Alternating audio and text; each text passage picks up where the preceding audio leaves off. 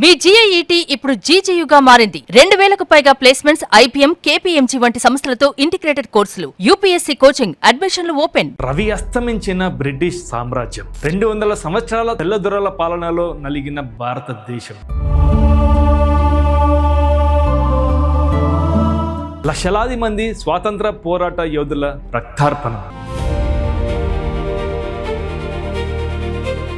భగత్ సింగ్, రాజ్గురు, సుఖదేవుల ప్రాణత్యాగం, దేశాన్ని ఏకతాటిపై నడిపించిన గాంధీ పోరాట ఫలితమే 80 ఏళ్ల భారతదేశ స్వాతంత్రం. 80 ఏళ్లలో భారత్ సాధించింది ఏంటి? ఈ స్వాతంత్ర భారతంలో ఎలాంటి మార్పులు వచ్చాయి? స్వాతంత్ర దినోత్సవ వేడుకలు జరుపుకుంటున్న నేపథ్యంలో కర్నూలు ప్రజలు ఏమనుకుంటున్నారో ఎక్స్క్లూజివ్గా సుమన్ టీవీలో. భారతదేశానికి స్వాతంత్రం వచ్చి 80 ఏళ్ళు అవుతుంది. అయితే దేశంలో ఏం మార్పు వచ్చింది, ఇంకా ఏం మార్పు రావాలనేది తెలుసుకునే ప్రయత్నం చేస్తాం. మనతో కర్నూలులో పబ్లిక్ ఒపీనియన్ తెలుసుకుందాం. చెప్పండి అన్న, భారతదేశంకి 80 ఏళ్ళు వచ్చింది స్వాతంత్రం వచ్చి, ఏం మార్పు వచ్చింది, ఇంకా ఏం మార్పు రావాలా, మీ ఒపీనియన్ ఏంటి? నా పేరు విజయభాస్కర్ అండి. దేవి యాడ్స్ అండ్ అడ్వర్టైజ్మెంట్ కంపెనీకి నేను చైర్మన్ అండ్ మెయిన్ డైరెక్టర్. 1947లో మనకు స్వాతంత్రం వచ్చినప్పుడు అప్పటికి రేపటితో 80 సంవత్సరాలు పూర్తి చేసుకోబోతున్న మన స్వాతంత్రం సిద్ధించి 80 సంవత్సరాలు వచ్చిన సందర్భంలో భారత ప్రజలందరికీ మా శుభాకాంక్షలు. అప్పటికి ఇప్పటికీ మార్పు అంటే గణనీయమైన మార్పు వచ్చింది. ఆ రోజుల్లో ఫోన్ మాట్లాడాలంటే ఇంటి దగ్గరకు వచ్చి చెప్పేవాళ్ళు పోస్ట్ ఆఫీస్లో. అలా కాకుండా లైవ్లో మాట్లాడుకుంటే ఎంత స్థాయికి వెళ్ళిపోయినాము. డబ్బులు కూడా ఏదైనా మనం డబ్బులు డ్రా చేసుకోవాలంటే మన బ్యాంక్ ద్వారా కానీ ఎక్కడికైనా పోయే స్థాయి నుంచి ఇలా వచ్చేసాము.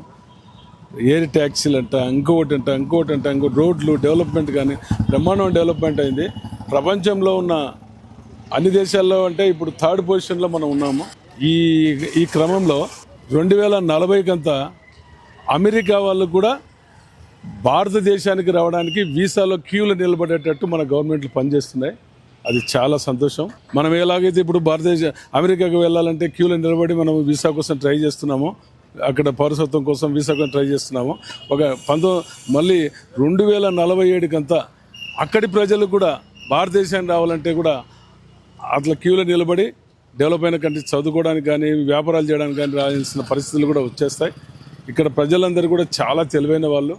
పేదరికం మనకు ఎక్కువగా వేధిస్తున్న సమస్యలు ఏమిటంటే పేదరికం, లంచగొండితనం. పేదరికం ఎప్పుడైతే సమసిపోతుందో అప్పుడు గాంధీజీ కలలుగన్న స్వరాజ్యం మనకు సిద్ధిస్తుంది.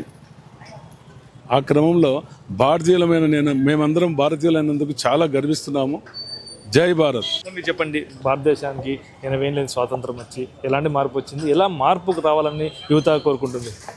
ముందుగా అయితే 80 సంవత్సరాలు పూర్తి చేసుకున్న సందర్భంగా భారతదేశ ప్రజలందరికీ స్వాతంత్ర సంవత్సర శుభాకాంక్షలు.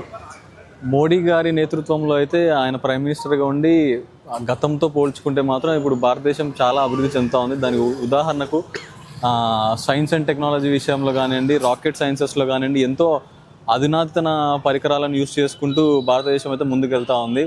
ఇంకా చూసుకుంటే గతంలో మోడీజీ గారు 500 నోట్లు కానివ్వండి, 2000 నోట్లు కానీ ఇవన్నీ రద్దు చేసేసి అక్కడ కూడా అంటే దేశం బాగుపడాలనే యోచనలో ఎన్నో అభివృద్ధి కార్యక్రమాలు చేసుకుంటూ ఉన్నారు. అరే రైల్వే రంగాల్లో చూసుకుంటే కూడా చైనాకు దీటుగా ఇప్పట్లో మనకైతే వందే భారత్ ఎక్స్ప్రెస్లు కానివ్వండి మరిన్ని తీసుకొస్తూ ఉన్నారు. ఇంకా కొంచెం మార్పులు కావాలనుకుంటే మన రక్షణ శాఖలో కూడా రష్యా లేకపోతే అదర్ కంట్రీస్తో పోల్చుకుంటే ఇక్కడే ఇప్పుడు మనకు ఫైటర్ జెట్స్ కానీ అవన్నీ కూడా మన దేశంలోనే మ్యానుఫ్యాక్చరింగ్ జరుగుతూ ఉండి మన దేశం అయితే ఎంతో ఆ మార్పు చెంది ముందుకెళ్తా ఉందని చెప్పి చెప్తా ఉన్నాను. పాపులేషన్ ఎక్కువ ఉన్న కంట్రీలో ఇండియా కూడా ఉంది కాబట్టి యువతకు అంటే ఎప్పుడైతే టెక్నాలజీస్ అభివృద్ధి చెందుతాయో ఆటోమేటిక్గా కంపెనీస్ వస్తాయి. అలాగే ఉద్యోగ అవకాశాలు అన్నీ భారత్లో దొరుకుతూ ఉన్నాయనుకోండి, యువత కూడా అంటే మన కంపెనీలు వచ్చిన నేపథ్యంలో వాళ్ళకు కూడా జాబ్స్ వస్తే కూడా ఎంపవర్మెంట్ అనేది కూడా పెరుగుతూ ఉంది. కాబట్టి మోదీజీ అయితే మాత్రం చాలా సక్సెస్ఫుల్గా తీసుకెళ్తా ఉన్నారని తెలియజేస్తూ ఉన్నాం. చెప్పండి, 80 years అయింది మనకు స్వాతంత్రం వచ్చి, ఇప్పుడు 80 స్వాతంత్ర వేడుకలు జరుపుకుంటున్నాం. ఈ 80 ఏళ్ళు స్వాతంత్రం వచ్చినప్పటి దేశం ఎలా ఉంది, దేశం ముందుకు పోవాలంటే ఇంకా ఎలాంటి ప్రయోగాత్మకంగా పనులు కావచ్చు, ఏమన్నా డెవలప్మెంట్ చేస్తే బాగుంటుంది అనుకోవచ్చు? స్వాతంత్రం వచ్చి 80 సంవత్సరాలు అయిపోయింది. నా పేరు శ్రీధర్, బ్రాహ్మణ సాధకారగొట్టి రాష్ట్ర కన్వీనర్ అండి. ఇప్పుడు మనకు స్వాతంత్రం వచ్చి 80 సంవత్సరాలు అయింది. ఒకప్పుడు మనం ఎద్దుల బండి మీద పోతున్నాం. ఒకప్పుడు ఎద్దుల బండ్ల మీద పోతుంది. ఇప్పుడు ఏ టెక్నాలజీ వచ్చింది, మనం ఇంట్లో కూర్చొని ఏదైనా తయారీకే చూస్తున్నాం.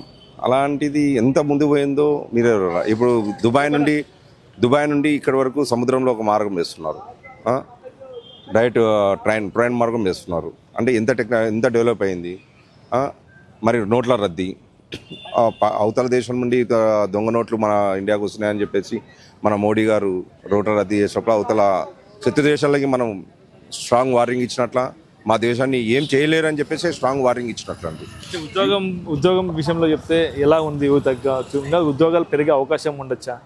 చాలా పెరిగే అవకాశం ఉన్నాయండి. ఇప్పుడు మనం అమెరికా పోతాము, దాని కొరకు మనము వీసా కొరకు అని ట్రై చేయాలి.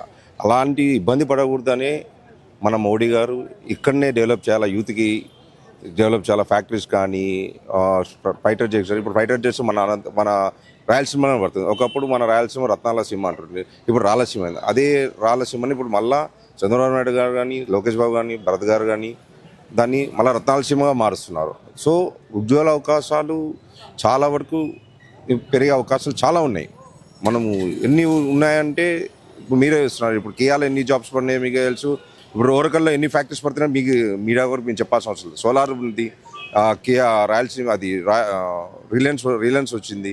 సో ఉద్యోగ అవకాశాలు చాలా పెరుగుతున్నాయి. అంటే రాయలసీమ కాదు, ఇప్పుడు రత్నాలసీమగా మారబోతుంది. సో మీరే చూడాలి 10 ఏళ్ల కిందకి ఇప్పుడు ఎలా ఉందో డెవలప్మెంట్ మీరే చూడాలండి. విన్నారు కదండి, 80 ఏళ్లలో భారత్ సాధించింది ఏంటి, భారత్ సాధించబోయేదేంటో మరిన్ని ఇంట్రెస్ట్ వీడియోలో మళ్ళీ కలుస్తాం. చూస్తూనే ఉండండి Suman TV. Thank you very much.